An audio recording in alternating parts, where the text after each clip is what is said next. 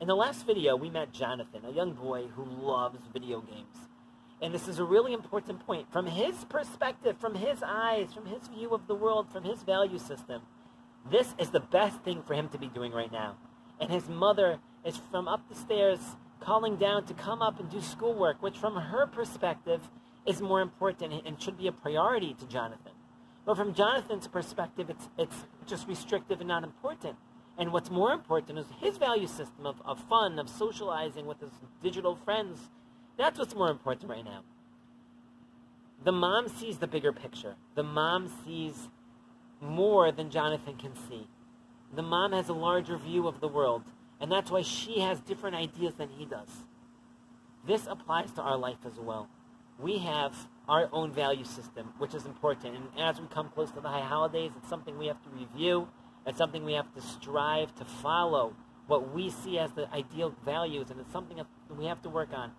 There's something else we discussed 2 videos ago that we also have to take in God's perspective. In the Torah, God related to us his value system, a lifestyle he would like us to follow, that we should try to take one step at a time, just going closer and closer to God's will as well, incorporating that into our lives. But the issue that we brought up in the last video is sometimes we just don't want to. We don't want to do that. It's annoying. Sometimes it feels restrictive. It doesn't fit what I think is more important right now at this moment. What do we do? This was the question last video. What do I do to want to do what God wants me to do? What should Jonathan do to want to listen to his mom? What should he realize that should help him think that mom is trying to help me here? Wait a second, let me listen to her. What should we do to help us want to do what God wants us to do? That was my question from last video. So, an answer to this, one answer, my favorite approach to this is introduced to me by Rabbi Bachya ibn Pekuda, who lived in the 11th century. He wrote what is my favorite classic Jewish text since the Talmud, called Duties of the Heart. Google that, buy it, it's a good book. Duties of the Heart. There's a nice print by Feldheim, F-E-L-D-H-E-I-M. And there he has a process to want to do God's will.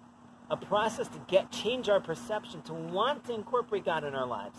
And the first step is to realize that everything in the world is God's will.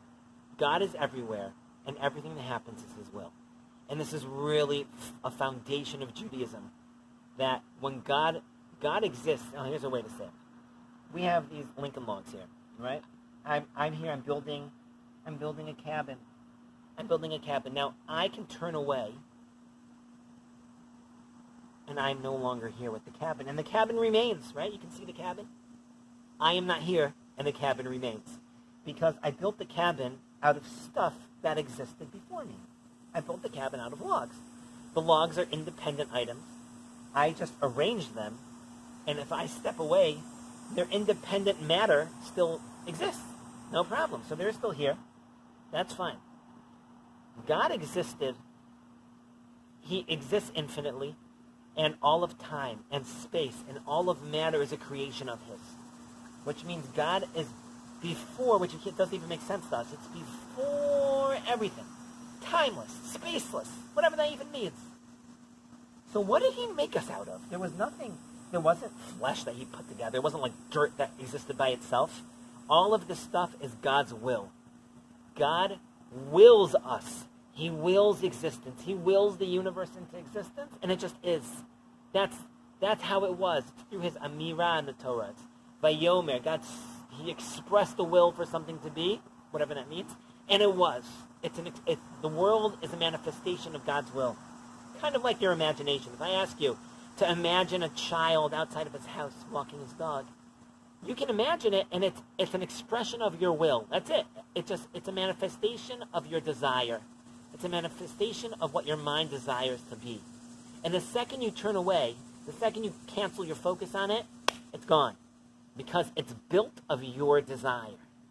This world is built of God's desire, which means every moment, as we say in our tefillah, Mechadesh betuvo b'chol yom tamid ma'aseh v'reshit. God constantly renews creation. Every moment is a fresh willing of existence. God is always wanting existence to be, and it's always an expression of what God wants, of God's desires, of God's essence. This is an expression of God's will. God is always here. And as we talked about a few videos ago, God doesn't need us. He did this for us. This whole universe is for us. It's an act of love. That's the first step to build our relationship with God, to develop a want to do what God wants, to develop a closeness to God, to want to be close to Him, is to realize He is everywhere, God is everywhere, and everything is an act of love. Thanks for joining the Shofar Minute.